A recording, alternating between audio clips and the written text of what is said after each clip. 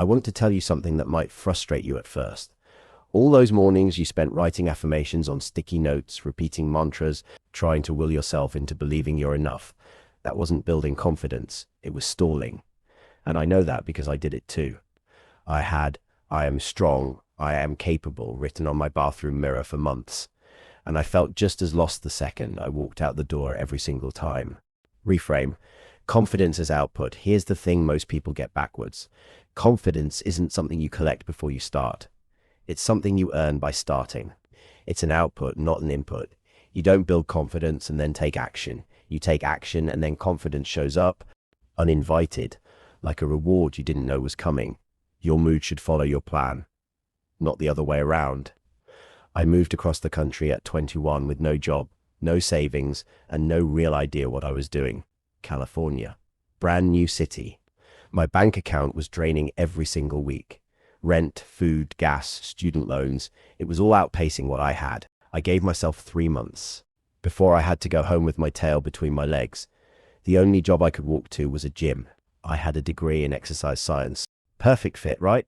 2 days in, I realized the job had nothing to do with fitness. It was sales, cold calls, closing memberships, hitting quotas. I nearly quit on the spot. I had never sold anything in my life.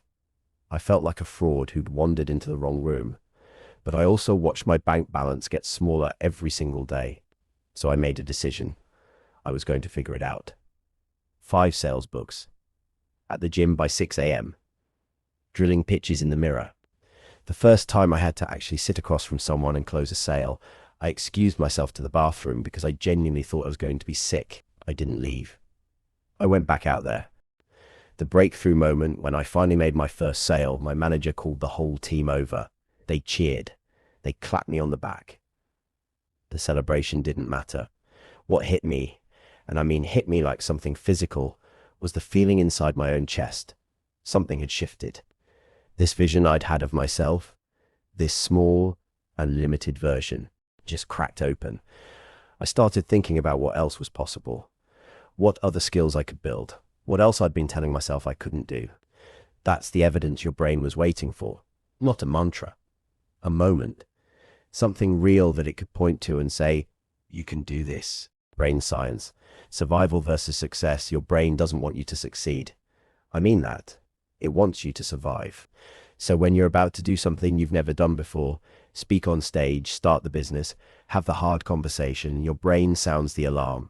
It doesn't know you won't die. It just knows this is unfamiliar territory, and unfamiliar territory has historically been dangerous. So it makes you scared, and fear makes you avoid, and avoidance keeps you stuck. The only way to override that system is to do the thing anyway. Once you do it and don't die, your brain updates the file. It says, okay, noted, we survived that. You can do it again. Confidence is a muscle. Here's what nobody tells you about confidence once you build it. It atrophies. Just like a muscle you stop training, confidence you stop using goes quiet. You have to keep putting it under pressure. The people you look at and think are just naturally self-assured, they're not. They've just been doing uncomfortable things for longer. Data over dopamine. When I was trying to lose 40 pounds, I didn't trust my feelings. Some days I felt like I was making progress. Some days I felt like I was failing. Neither feeling was reliable. So I tracked everything, workouts, food, measurements. Not because I'd see a transformation between Monday and Tuesday, but because I could see it between Monday and the Monday 3 weeks later. The line wasn't clean, but it was moving. That's what data does that feelings can't. It holds an objective record of your effort when your brain wants to rewrite history. Most people remember their bad days more vividly than their good ones. Tracking forces your brain to look at the actual score. And your brain believes evidence in a way it never believes emotion. Tiny tweaks. Start smaller than you think. If you're still not moving, here's why. You're starting too big. The goal is too far from where you are, and the distance feels paralyzing. I had a trainer friend who would take on new weight loss clients and spend the entire first week doing absolutely nothing related to diet or exercise. You know what he had them do instead? Make their bed every day and take a photo of it. That's it.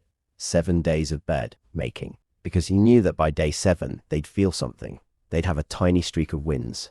And that feeling of, I said I'd do something and I did it. That's the seed of confidence. I use the same logic in my own goals. Every quarter, I have 3 or 4 big targets. I don't just look at the destination. I break each one into the smallest possible daily action. Some days I check off one thing. That's enough. One check, one promise kept to myself. And confidence is just a long string of promises kept. Public speaking example. Step by step, I've taken people who couldn't introduce themselves on a Zoom call to speaking in front of hundreds. Not by putting them on a stage, by giving them 30 seconds on a Monday huddle, then a shout out on Tuesday's team call, then 60 seconds the following week, then they're running a section, then they're presenting to the team, then they're at the annual event. Every step felt almost embarrassingly small. That was the point. Small enough that the brain doesn't panic. Small enough to win. And every win is another data point that says, you're the kind of person who can do this. Fear as companion, not enemy. So what about when you're too scared to even start?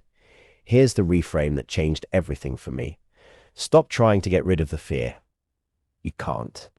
Your brain will keep generating it until you walk through the thing you're avoiding.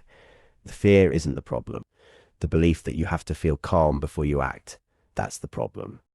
What I've learned to do instead is bring the fear with me. Imagine it's just a little thing in your bag. It's there. You feel it. You don't like it. But you're going somewhere and you're taking it along.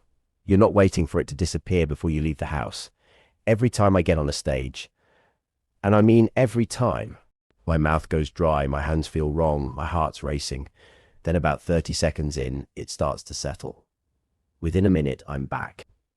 Not because I eliminated the fear, because I didn't run from it. Emotion follows motion. Always. Your feelings will catch up to your actions, but they don't go first. That's the whole thing. That's the formula. Act scared. Gather evidence. Build identity. Repeat.